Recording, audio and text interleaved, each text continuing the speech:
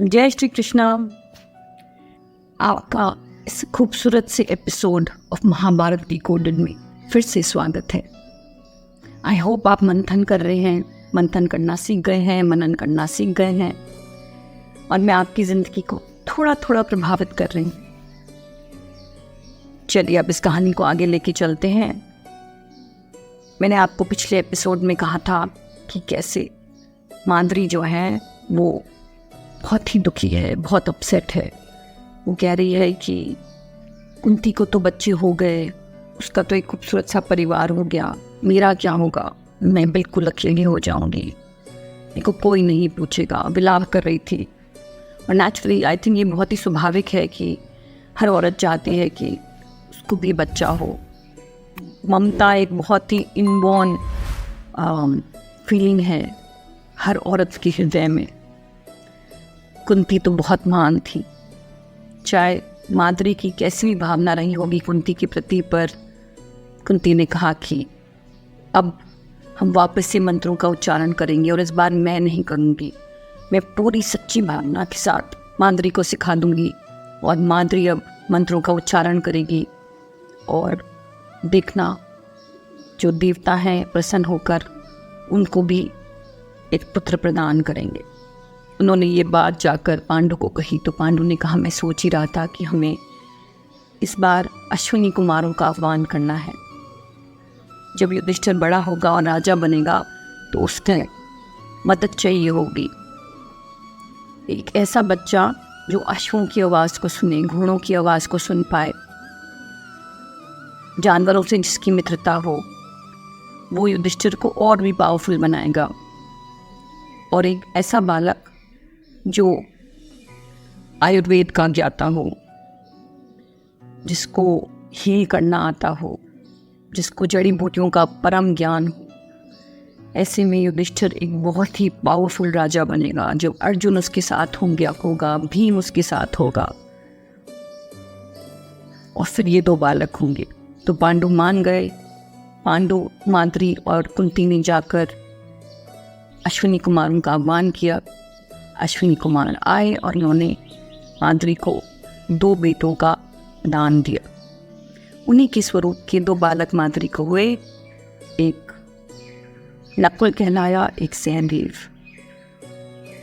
ये दोनों बालक बहुत ही तेजस्वी थे और सारे के सारे 5 पांडव, पांडु के बेटे, जंगल में अपना जीवन यापन करने लगे। उधर समय बीतता गया और दुर्योधन बड़ा हो गया। उसके सारे के सारे भाई भी बहुत ही उद्दंड निकले। जैसा सोचा था वही हुआ। सारे मंत्रियों ने धृतराष्ट्र को समझाया था कि ये बच्चा एक अभिशाप निकलेगा, केवल हस्तिनापुर के लिए नहीं, पूरे आर्यव्रत के लिए। और वो सारे के सारे बच्चे जन्म से ही जैसे एकदम उद्दंड बालक थे, अनडिसिप्लिन, अहंकारी।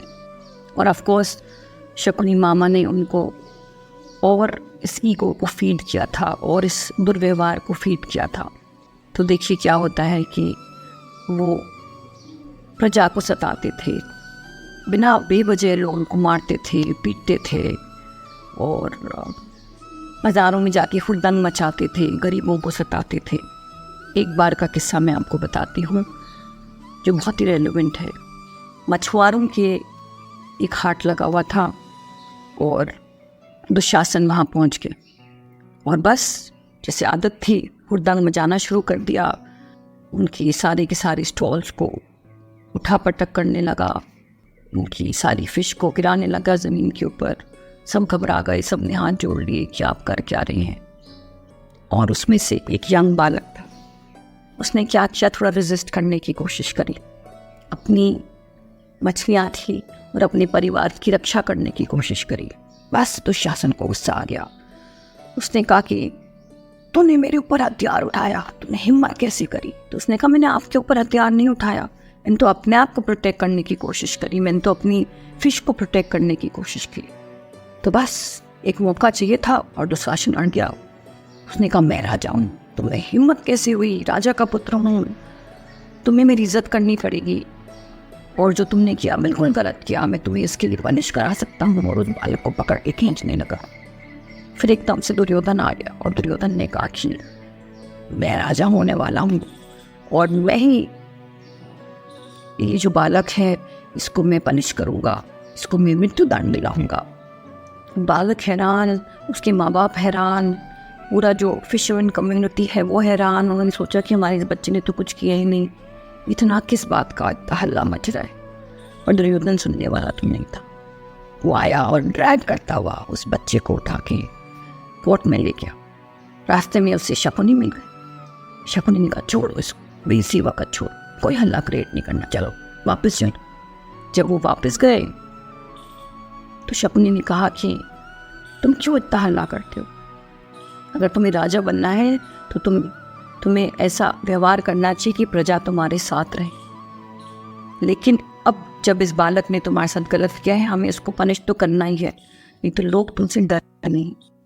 ये जो सारी प्रजा है उसको तुमसे डरना चाहिए। अब देखिए कितनी गलत भावना वो एक बच्चे के मन में, एक बहुत ही यंग बच्चे के मन में डाल रहे हैं।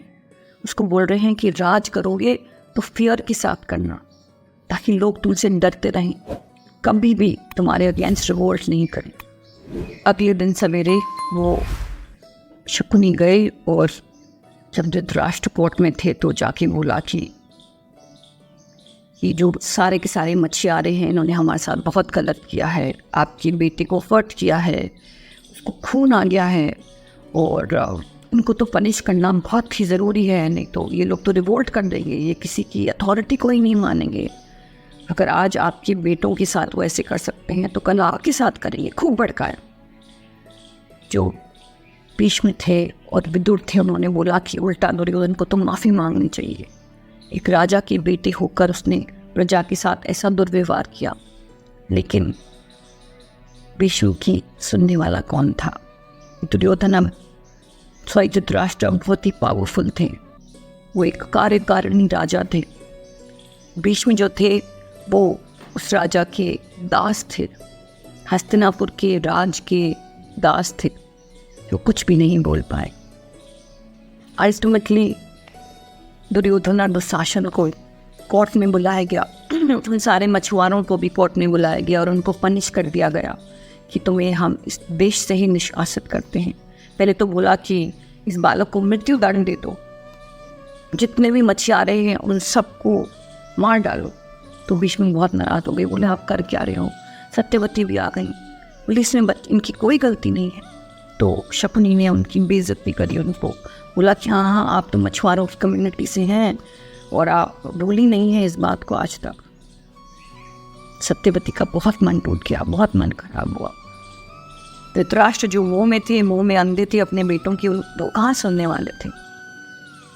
तो उन्होंने बोला कि ठीक है, अगर आप चाहते हैं कि मैं इनको नहीं मारूं तो नहीं मारूंगा, लेकिन आज के बाद कोई भी मछुआरा हस्तिनापुर में नहीं रह सकता, इनको हमारे देश से ही निष्कासित कर दो, हमारे किंगडम से निष्कासित कर दो। अब आप देखिए हस्तिनापुर का क्या हाल हो गया था। एक राजा थे धृतराष्ट्र, वो आंखों से भी अंधे थे और अपने विवेक से भी अंधे थे। उनको अपने पुत्र मुंह में और कुछ भी नजर नहीं आता था। वो अपने बड़ों की भी कोई बात नहीं सुनते थे। उनके लिए जो था बस उनके पुत्र थे। वो श्री भगवद गीता में कृष्ण कहते हैं कि मैंने आपको पिछली बार भी बताया था कि वो नर्क का दरवाज़ा है। हम ऑफन मुंह में पढ़कर बहुत गलत डिसीजंस ले लेते हैं। धृतराष्ट्र उसका क्लासिक एग्जाम्पल थे। और उधर देखिए क्या हुआ। पांडु को जो दो बेटे हुए वो बड़े प्यार से पलने बड़े लगे, और जैसे जैसे समय बीता एक बार पांडु माद्री के साथ खेतों में थे and he got all excited. वो भूल गए कि अगर वो काम वासना से भरकर किसी भी स्त्री की तरफ देखेंगे और छुएंगे भी तो फिर उनकी तुरंत तत्क्षण मृत्यु हो जाएगी। और देखिए वही हुआ। सडनली वो कहते हैं ना, जब सब कुछ खुशियाँ उनके साथ थी, सब कुछ खूबसूरत था, he got attracted towards Madri. और जैसे ही वो फीलिंग मन में आई और उन्होंने बस हाथ लगाया माद्री को, और वो उसी वक़्त उनकी मृत्यु हो गई। आपको ध्यान है वो श्रापित थे। कुंती भागते हुए आए, बच्चे भागते हुए आए। They had lost their father. और बहुत रोना हुआ, बहुत विलाप हुआ, बहुत दुख हुआ सबको। माधवी भी बहुत रोई, बहुत गिल्टी फील किया उन्होंने कि ये को क्यों नहीं ध्यान रहा। मैं सच धज के अपने पति के सामने गई क्यों। देखिए कुंती ने फिर उसको माफ़ किया, उसको समझाया कि तुम्हारी गलती नहीं है। It is absolutely all right to be having feelings of love for your husband, wanting to be with your husband. Kunti जैसा तो कोई कैरेक्टर ही नहीं था पूरे के पूरे महाभारत में।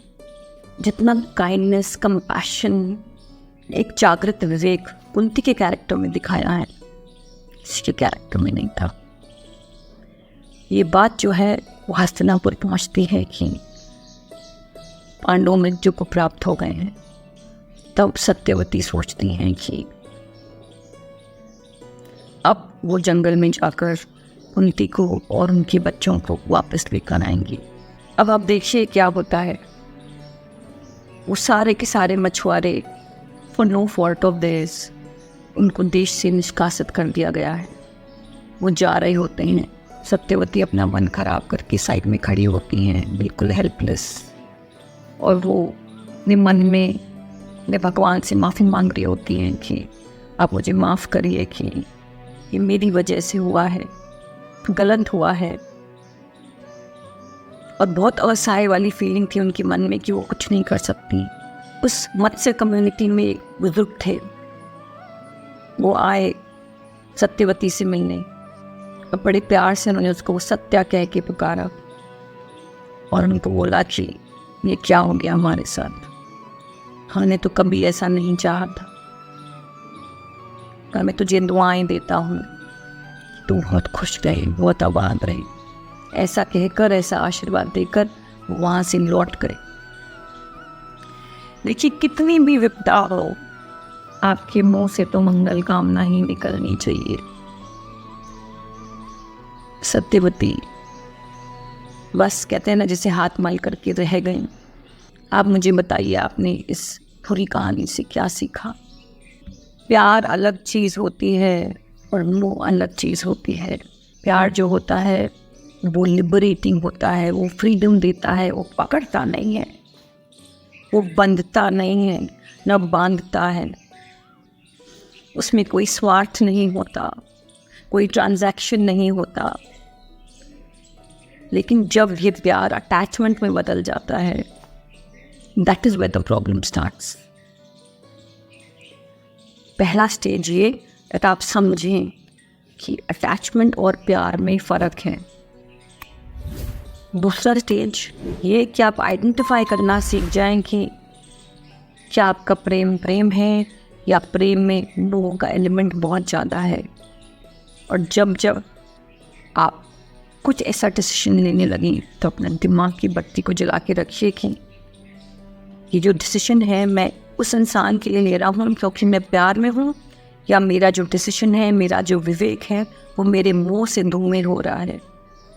बस आप मनन करना सीख जाएंगे तो ही पहली स्टेप है टू बी लीडिंग अ जागृत लाइफ। पहला स्टेप है कि आप गलतियाँ कम करना शुरू करेंगे।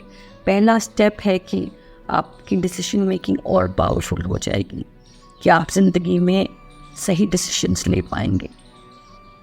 But for that you have to be aware, you have to be absolutely aware of what is happening around you. आपको जागृत अवस्था में रहना है, होश में रहना है, ऑलराइट। और उस होश को जागृत करने के लिए, उस विवेक को जागृत करने के लिए आपको एपिसोड दर एपिसोड बार बार आकर इस महाभारत की खूबसूरत सी कथा को सुनना पड़ेगा। इस वीडियो को अपने प्यार करने वालों के साथ शेयर करना मत भूलिएगा। जय श्री कृष्णा।